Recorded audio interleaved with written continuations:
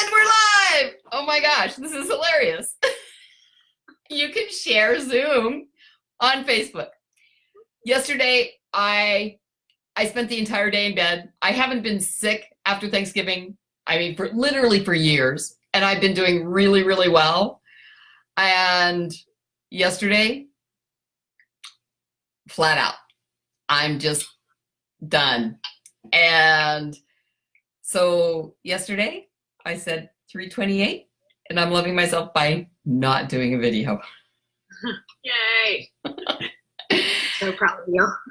Oh, thank you. Thank you so much, Sarah. So I'm noticing that no one's joining us yet, but that's okay. They may not, they may. But I'm really excited. So behind me is Relationship Release Group Journey. Are you willing to talk about that? Sure. Awesome. So I see that we're out of sync voice-wise. Oh, I'm really? totally good with that. So this is the group that I just launched that I've been telling everybody about.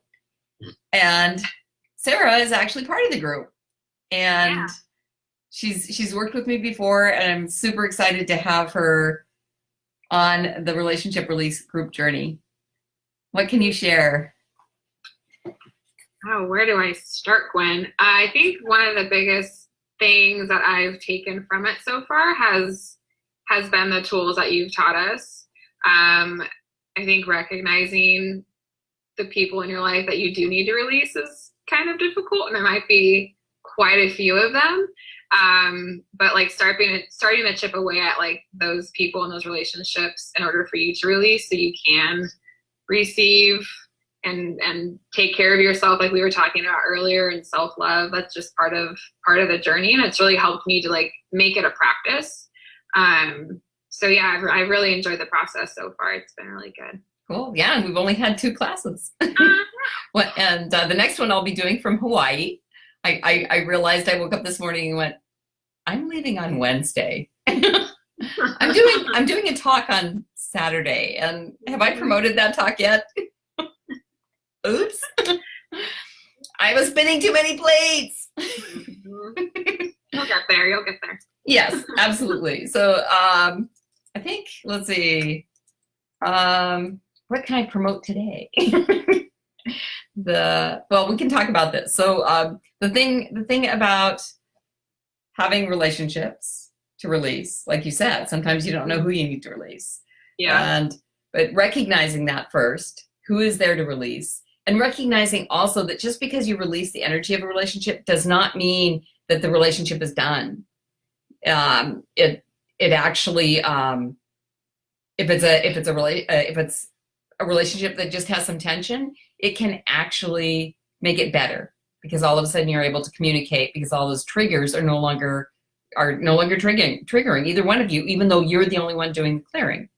Mm-hmm. And so then you move into the release, and we have 13 steps plus that, additional tools to help you release. And for myself, I had done so many releases on this one relationship, and still I was just that longing and so wanting to be with them and to be in communication and to have that touch and to have that experience that I hadn't had with anyone else.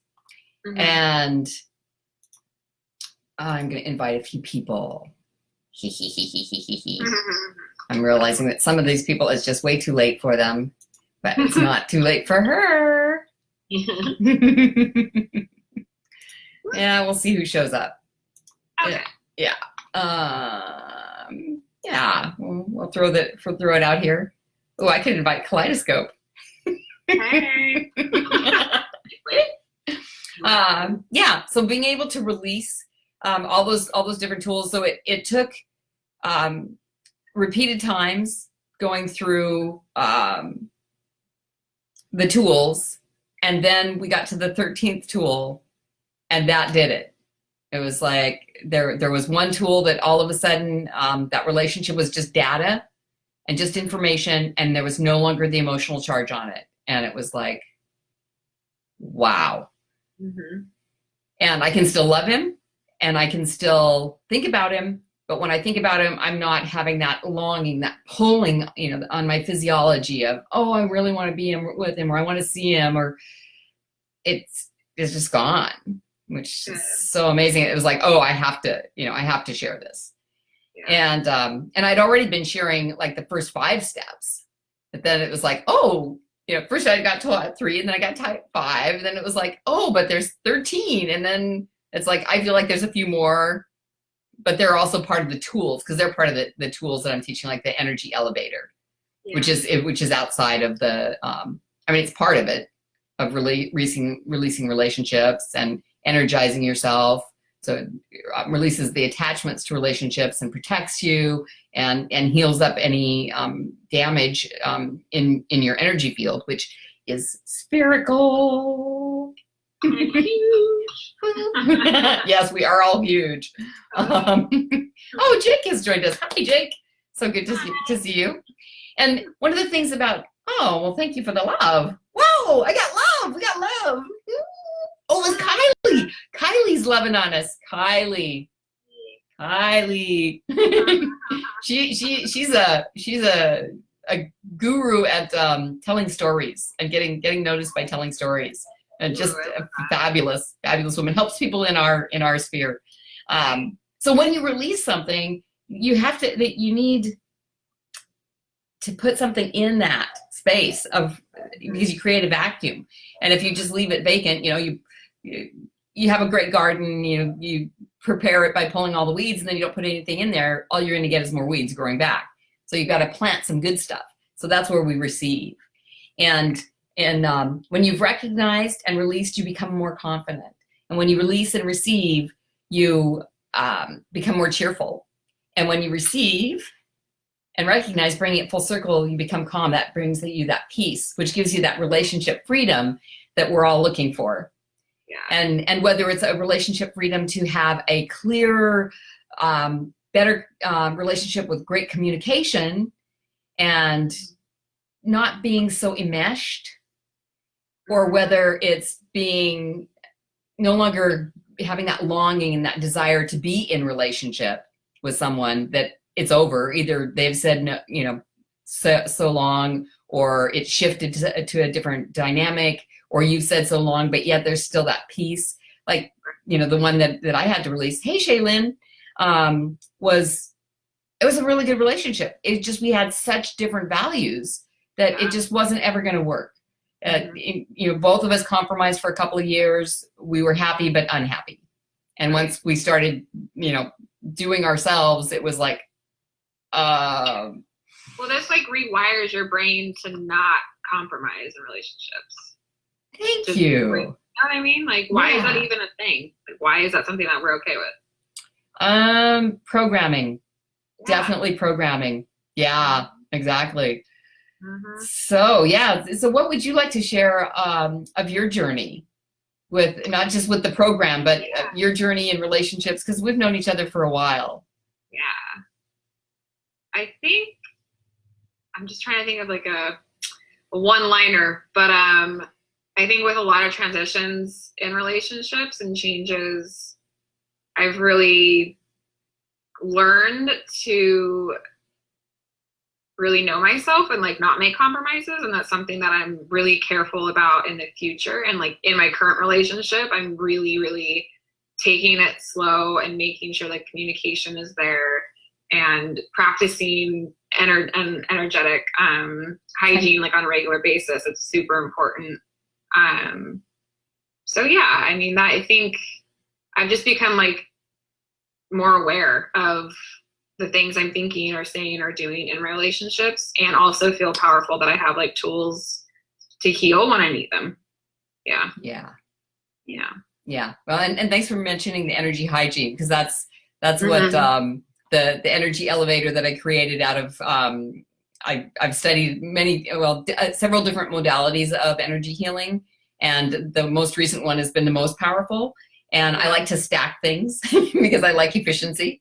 And so the way they're stacked, it clears the cords, attachments, hooks, all the way out into all of your energy fields, because we're spherical. and then it protects, it repairs and protects, and then it realigns us, gets our spirit back into our body. And doing that every day is so important. And you can either spread it out and make it like a 20-minute meditation, or you can condense it to just a thought of release, repair, realign, and be there. So as you become more of a master of that energy hygiene, practicing daily, you're definitely going to be able to build this relationship on a much cleaner, from a much cleaner slate, much cleaner canvas. Working on it. Yes, it all takes time. Oh, cool. Yeah. So how are you loving yourself today? How am I loving myself today? I'm taking a break from being with people I'm normally with tonight and just having like an alone girls' night. Which sounds really good with myself. Well, for later, yes. Right now you're doing your alone time with me on Zoom. Yeah. I love it. Gonna like take a bath later and relax, eat some yummy food, and maybe go to bed early. Yeah, that sounds like a really good deal. Yeah, it's 8:03. I think I need to start packing. Yes, you do. So I live myself today by dancing, but only dancing enough to fuel me instead of exhaust me, because I wanted to be there for the class, and creating the flyer for the Radiant Relationship Revolution in Honolulu this Saturday. Great. So I'll put that link as well as the link to the little video so about the relationship release group journey, or the journey. I work with people one-on-one as well as in the group. So I'm absolutely loving the group. It's really, really awesome seeing you ladies join me. It's super fun. And any last words before we sign off? No, I just wish I was going to Hawaii with you. I think that we'll have to do a retreat there. Yes, oh my gosh. Maybe 2020. Okay. Who knows? Things might happen faster. You know, it's like I said, I'll do a TEDx talk in 3 years, and now I'm going to Hawaii to write one. So. Could be a lot sooner. What to wish for. Hey, Ellen joined us. Ellen, thank you. We're just signing off. This is my lovely friend, Sarah. Hi. And so we've been having fun. We've been loving ourselves, and however you're loving yourself today, I'm really, really glad that you're here. I'm glad that you joined us. Kylie and Ellen and Jake and Shaylin and anyone that watches later, thanks so much for spending some time to give yourself some gratitude for being you. I like that. Yeah. Now, go love yourself. Bye.